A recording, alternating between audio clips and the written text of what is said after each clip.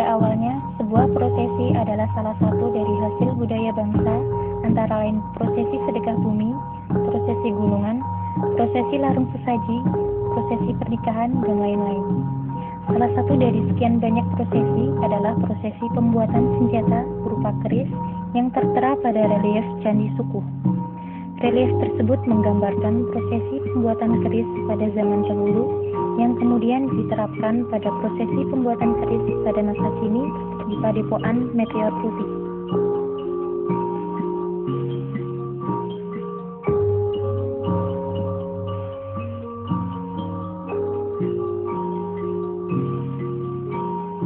Keris itu perlu dijamasi, satu jamasan fungsinya.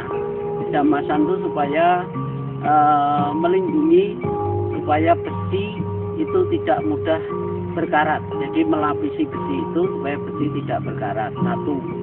Yang kedua, supaya membuat kontras antara pamor dengan besi, karena besi itu kena warangan atau jamasan itu menjadi hitam, yang mempunyai sifat hijau menjadi hijau, yang abu-abu menjadi abu-abu, yang hitam menjadi hitam.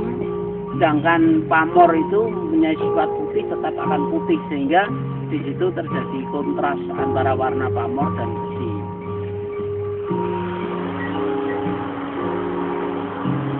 Ya, di Candi Sukuh itu melakukan ritual itu, satu itu ritual ngalap berkah. Ngalap berkah itu karena Candi Sukuh itu satu-satunya candi yang di situ digambarkan relief pembuatan keris.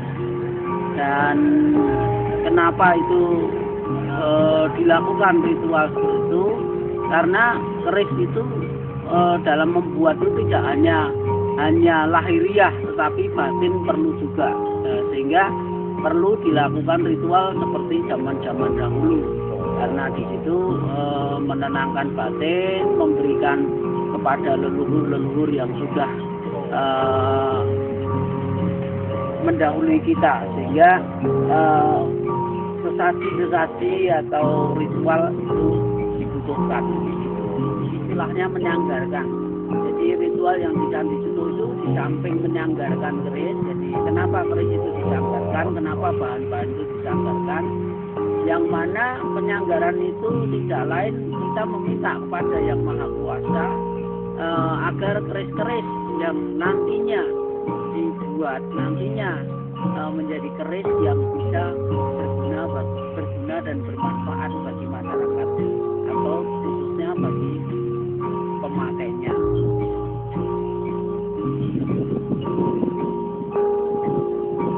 Ya, jadi keris dikirap itu merupakan satu tradisi atau budaya yang sudah berjalan berabad-abad.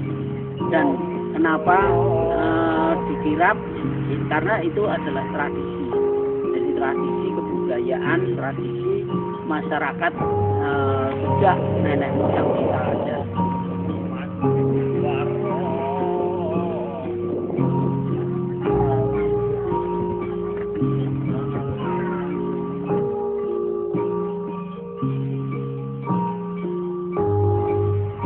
Padepokan ini selalu membuat keris karena visi dan misi Padepokan ini adalah satu, mengabdi kepada kesenian dan kebudayaan dan khususnya kepada Tosanaci. Yang kedua, memang kenyataannya bahwa Padepokan ini tidak hanya melayani pesanan, tetapi Padepokan ini selalu berproduk, mengajarkan kepada masyarakat secara luas, juga menerima orang-orang yang ingin belajar di Padepokan Meteor Putih, sehingga tidak tergantung pada ada pesanan atau tidak, ada order atau tidak. Padepokan ini selalu menghidupkan api, selalu membuat penempaan yang mana visi misinya tadi bahwa mengembangkan dan mengabdi kepada kesenian dan kebudayaan khususnya di Tosanaci. Pembuatan keris bahan pamor, besi, dan baja itu sebenarnya tidak rahasia. Jadi seperti Padepokan Lemah Putih selalu membuka informasi itu seluas-luasnya kepada seluruh masyarakat, karena bertujuan kalau masyarakat tahu tentang proses pembuatan keris, apa saja bahan bakunya dan bagaimana caranya, itu orang akan berani, tidak takut. Tapi selama orang tidak tahu, pasti orang akan takut bahwa keris itu mistik. Keris itu sebenarnya keris itu juga rasional, tidak hanya mistik.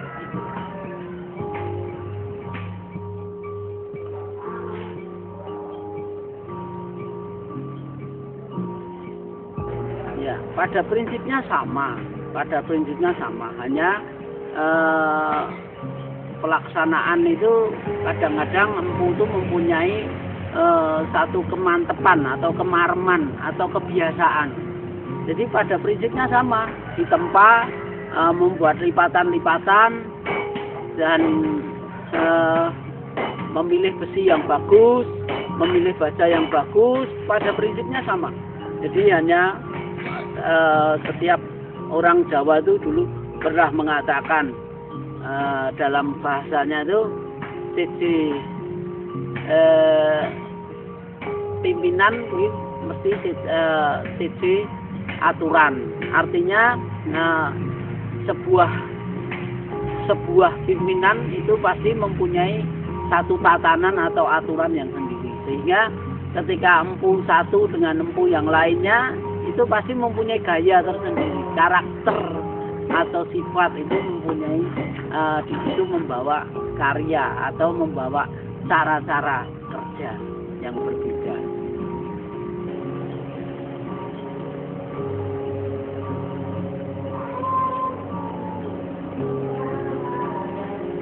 Jadi keris itu cara merawatnya satu, yang penting keris itu tidak berkarat. Kalau berkarat nanti akan mengakibatkan mudah rusak. Sehingga keris kalau sudah dijamasi atau sudah diwarangi, itu mestinya keris harus diminyaki. Cara memberikan minyak juga tergantung, ada keris itu yang dikasih minyak sebentar aja sudah kering, ada yang sampai puluhan tahun tidak kering. Jadi prinsipnya keris itu harus terhindar dari karat.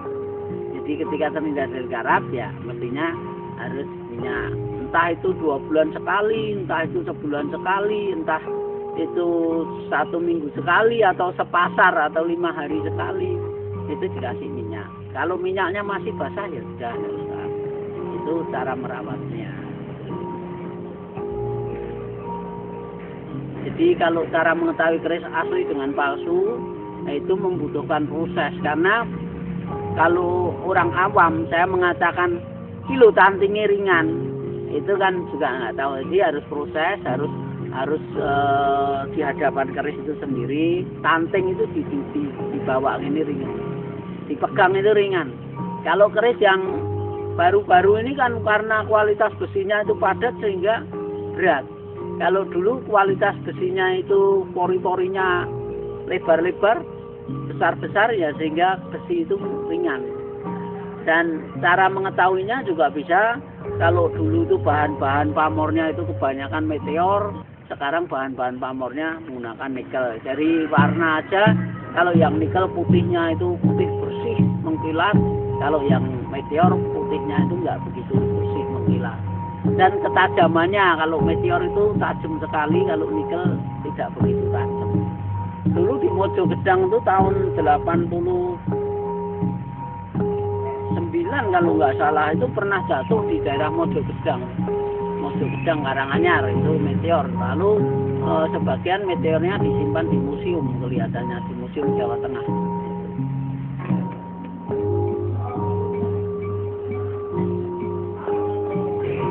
Jadi kegiatan tentang Tusanadi itu kita selalu terus eksperimen berproduksi karena keris itu dari pamor itu ribuan, sehingga ketika saya mulai belajar di keris tahun 83 itu sampai sekarang itu saya belum bisa mencakup semua pamor yang ada. Itu kita eksperimenkan satu persatu, belum cukup. Paling saya baru 25% aja sudah atau belum, karena keris itu sendiri pamornya macamnya ribuan.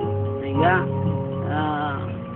sesuai dengan moto kita tadi bahwa kita mengabdi pada kesenian dan kebudayaan khususnya pada dunia perkerisan atau tosanagi, sehingga kita mempunyai satu kewajiban bereksperimen sesuai dengan pamor-pamor yang sudah ada.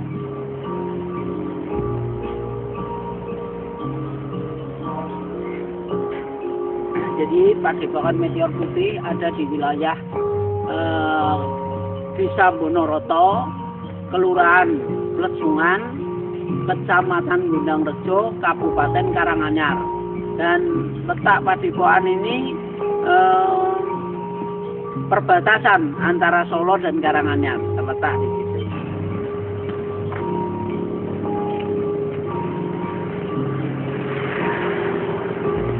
Kalau pemesanan itu berbagai macam kota ya. Jadi dari kedutaan itu banyak sekali yang pesan sini. Ada sampai ke internasional, jadi ke Amerika, ke Singapura, ke Malaysia, Jerman, Soviet. Tapi juga dari Indonesia sendiri juga banyak sekali para kalangan pejabat dulu, para kalangan pengusaha, masyarakat biasa, petani yang sampai detik ini masih banyak yang meyakini bahwa kebun lajer itu bisa untuk membuat kesuburan tanah, menolak balak hama yang ada di sawah. Itu masih banyak sekali yang memesan.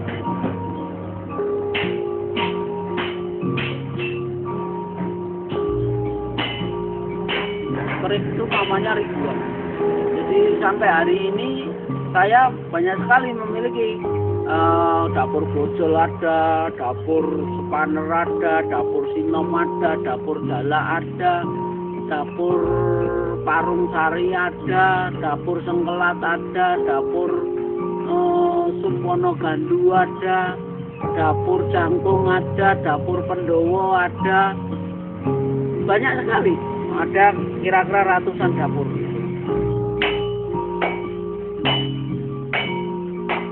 Ada yang meminta pakai ritual, ada yang tidak. Artinya yang tidak itu saya tolong dibuatkan keris yang sesuai dengan tanggal lahir, tanggal weton saya, hanya untuk koleksi, hanya untuk mau pernikahan anak saya, hanya mau untuk saya berikan souvenir kepada teman-teman saya.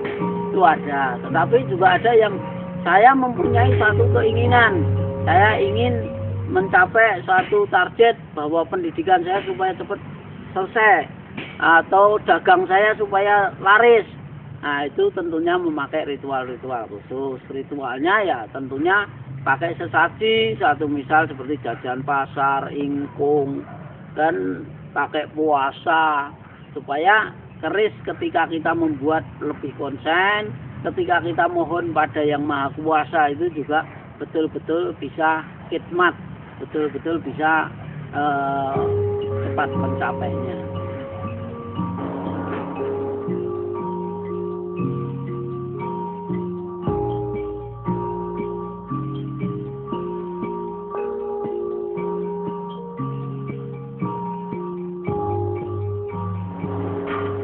Jadi keris kita buat dengan besi, kita campur dengan baja, kita campur dengan nikel.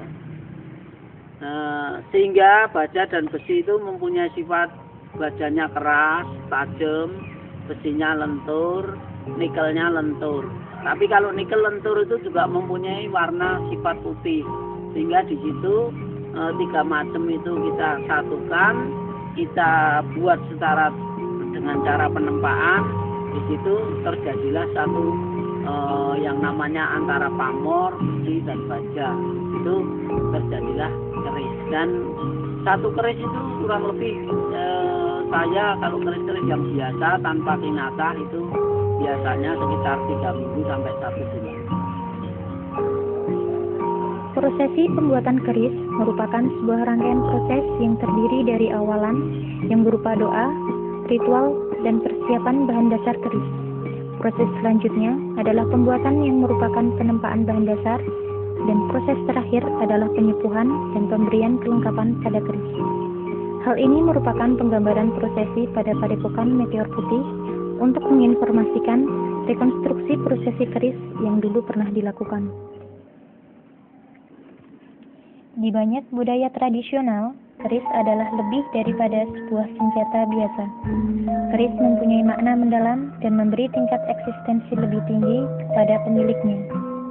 Prosesi pembuatan keris yang berlaku dalam budaya Jawa berguna untuk memunculkan mitos. Dalam mitos, keris dianggap mempunyai roh sendiri dan karena itu, keris yang ampuh memberi kedikdayaan kepada pemiliknya.